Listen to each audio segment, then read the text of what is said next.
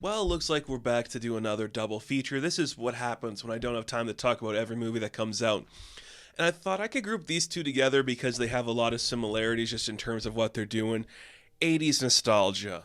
Look at this thing that changed the way we look at things. 80s nostalgia.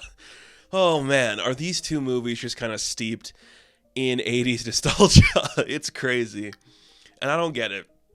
I'm not an 80s kid, but you know, there's some fun stuff in there. We're talking Air or Air courting a legend, depending on how you perceive that movie. Some of them just say courting a legend, Air courting a legend, but other ones are just the Nike movie. And then let's talk about Tetris. I already spent a long time talking about Tetris before, but let's put it on this channel too.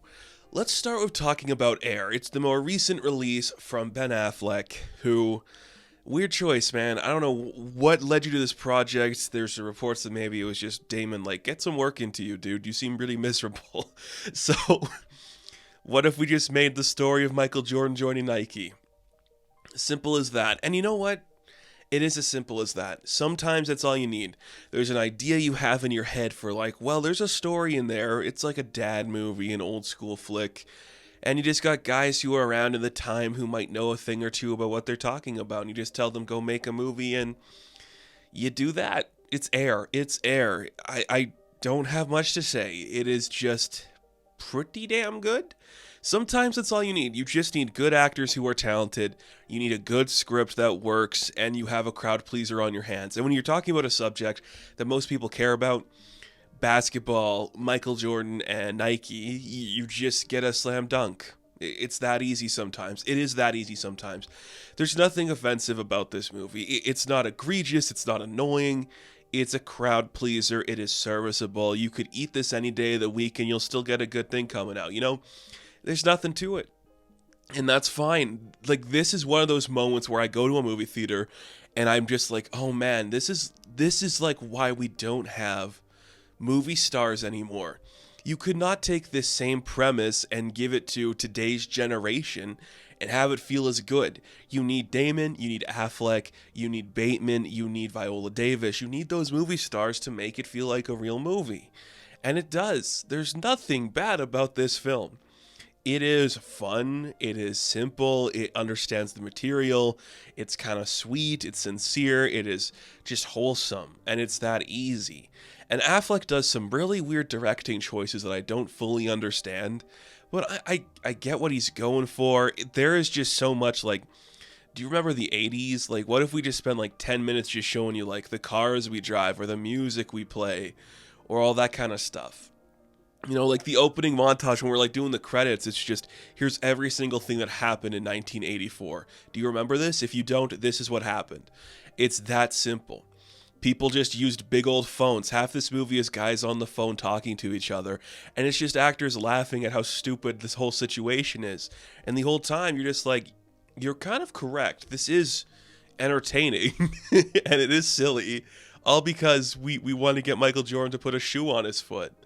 It just, it does ride Michael Jordan's dick a little bit, but like, what are you expecting? What, you don't go into this thinking it's gonna be like, oh man, here's like the all the sides and all the aspects of it. Here's like what Adidas was doing and Converse was doing. It's more just like, yeah, Nike just played ball and they hit hard. Like, yeah, I don't know, man. Sometimes you just watch a movie like this and you're like, it's that easy. You just need guys who are good together, who understand how to just tell a simple structure. You put the camera here, you have it move here. A couple of weird moments where it like moves in and out of focus, especially in like the Marlon Wayne scene. But okay, you want to try something, try it. Everyone was laughing in the audience. People were having a great time. I can't be mad at this movie for doing exactly what it had to do. This was just easy, and it worked, and the script is very impressive, and the way it plays itself off is very impressive. Matt Damon does great. Bateman does great. Affleck does great. If you want to look up something fun, look up Phil Knight's son. Phil Knight is the character played by Ben Affleck, and his son has had a weird career. You should check it out. It's very weird and interesting. Matthew Mayer is also in this. We just talked about him in Hello Tomorrow. This guy shows up again as like, what if we made a big shoe for this guy? And Viola Davis is just like, I'm a smart woman. I'm going to tell my son what's right and wrong, and we're going to get a shoe deal going. It's that easy. it's that sometimes it is that easy, and that is the part of this where you're like, yeah, why are we trying so hard? Just get a couple of guys together who can just wear normal clothes. Half the time this movie is happening, Matt Damon is on the phone just cracking up and laughing at how ridiculous this entire thing is, and he's doing it well. It's so easy, and I respect it so much for that. Why try to break the mold? Why try to do anything unique or visually pleasing? Just get it done. It's the 80s. Play some 80s music, Just live in the nostalgia, hone up to it, own it the right way. If you're going to use it, twist it into what morphs into your story. You don't have to be like, hey, we're going to shove you over the head of this stuff. If you have to be like Air Jordan, that's a silly name. Or like, no one's going to want to hear Charles Barkley talk. Like, do that properly, and it works. And that's how you do it in Air. It works fine. There is no backbone, but you don't need it. It's just Air, Movie stars getting to be movie stars, talented director making a talented movie. It's that easy. We all like Nike. We all like Michael Jordan. Hiccups here and there. There's an entire scene where Damon's character is like, they're going to put you through the ringer, man. All the public, they're going to be like, you're going to be on top. They're going to put you down, but you're going to get back up. No reference to Space Jam, though, even though this is a Warner Brothers movie. Why wouldn't you reference him doing... You know what? Doesn't matter. He takes the shoe deal. Everyone comes out richer for it. Everyone gets their way. It's that easy. That is what Air is. It's Ford versus Ferrari, where we're just seeing a couple of dudes who are good actors doing something easy. It's the dad movie of the year. It's a crowd pleaser. It is fun. Matt Damon, Ben Affleck, Jason Bateman, Viola Davis. We do not have stand-ins of this generation that could pull off what they did, because it's just effortless, man. Sometimes it's just effortless. It's that easy. It's that easy. Good for you, Air. You did something fun. So Air, courting a legend. I'm going to give an 8 out of 10 for doing absolutely nothing original. And then after we leave 1984 and we talk about here's a good shoe, what if we jump to 1989 and we talk about a good video game? Because this is Tetris. I have talked infinitely about Tetris already on other platforms. I actually did my first written up review of a movie for Tetris because this was for me.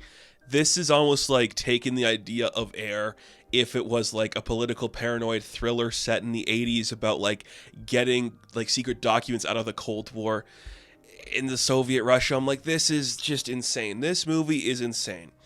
Air is just simple and easy. This movie's like, what if we took this so self-serious that every single moment just feels like we're in a 70s thriller movie, we're fighting the Soviets, stealing secret documents, signing secret accords that the government and the world can't know about. It is just insane how that works. And it's really cool. It plays into like that techno theme of like this really hardcore techno stuff with like the 8-bit music. It is so fantastic. Taron Egerton plays Hank Rogers, who is this guy that saw Tetris and was like, that's going to change the world. I'm going to try to partner my company up with a place where I can get the rights to sell this, either an arcade version, a handheld version, a console version. The thing is, though, Tetris was built in the Soviet Union, and they don't like distribution outside of their country. So what's going to happen? We have to team up with a bunch of different companies to figure out how we're going to get this out, how we're going to do worldwide distribution. It plays off so incredibly well. It is intense. It is gripping. I am enthralled with every single second of this. There are just so many key moments where it's like, wow, you are doing this nostalgic thing, but for like this idea of video games where we literally stop the movie for a second, have Taron Egerton standing in a room looking at them building the Game Boy, and it's like, we just created the atom bomb, like we just created the hydrogen bomb, and we're looking at this thing that's going to revolutionize the world, and it's just the Game Boy, and he gets to play it for a minute. He's like, you could put Tetris on this and we'd revolutionize the world. And it's brilliant. And then it's just, we're going to go to the Soviet Union. We're going to be hunted by the KGB, who are going to try to send operatives in to seduce us and make us cheat on our wives. We're going to have to fly across the entire world. We go to Tokyo. We go to Seattle. We go to the Soviet Union. We go to London. We're flying all over the world in like this political thriller about espionage, trying to get the brick game out of the Soviet Union. What are we doing? you know, this movie shouldn't be as good as it is because it's simple, it's silly, It's Tetris. Why are we trying so hard? You know, it should be like Air, where it's like, hey, we're going to play some good classic music from the era, but instead we're going to do weird techno, Korean pop covers of everything, and we're going to have like a huge car chase as the KGB chases us to get to the airport so we can leave the USSR with the rights to Nintendo licensing stuff worldwide for handheld and consoles, and you're just like, what? Why are we doing it this way? Edgerton has so much fun. He just looks like he is interested in every single thing going on in this movie. He is committed. He is trying. Nobody is bored in this. All of the Soviet actors and like the Russian actors are committed to understanding like, hey, maybe communism is bad. Because that's like the other thing about this movie that's so weird. It's set right at that time when the Communistic Party of the Soviet Union is on the brinks of collapse. Gorbachev shows up for a minute and is like, times are changing, you know, the way things used to be isn't working, so maybe we should just move on. But KGB will not let that happen. It's crazy. If you love Tetris, this is a love letter to Tetris. If you like a Cold War thriller where there's like a paranoia, where you don't know who to trust, there's evil lurking around every corner, we have to like have a cat and mouse chase going across the country, across the world. It does that well, all in the surrounding of like video game aesthetic. We're going to play some cool pop music. We're going to have like moments where we just have like digital 16, 8-bit creatures showing up and sending us from scene to scene. It works well. It's easy. It's cute. It is fun. It is intense. It is gripping. It works. That is the best thing this movie could do, is just be simple, straightforward, and get the point across. This is amazing that both of these movies, Tetris and Air, are released from like two big streaming services and one of the biggest companies in the world. Tetris is from Apple, Amazon produced Air, and they are just what if the 80s nostalgia played off as like a fun commentary on our times where like capitalism is good sometimes, people make money, communism is bad sometimes, people don't make money, but at the end of the day, you can play your favorite falling brick video game and you can put on your Air Jordan and just live in the now, man. Actors being actors, character actors doing great work. Tetris is weird. Weird movie, but I do enjoy it. There's so much fun in there. So much to enjoy. I dig it. I like it more than I like Air just because that's more my tempo of just like, okay, Taron Egerton is literally threatening to be killed by the KGB for Tetris, and he has to escape the country with the Nintendo America people before they are assassinated or locked up, and I'm like, that is insane. I'm here for it. So Tetris, I am going to give a 9 out of 10. Thank you all for watching this double feature. Be sure to like and subscribe to the channel. As always, you can check me out on Instagram, TikTok, and Twitter. I will catch you in the next one. Have fun. Stay safe. Go relive some nostalgia. Good luck.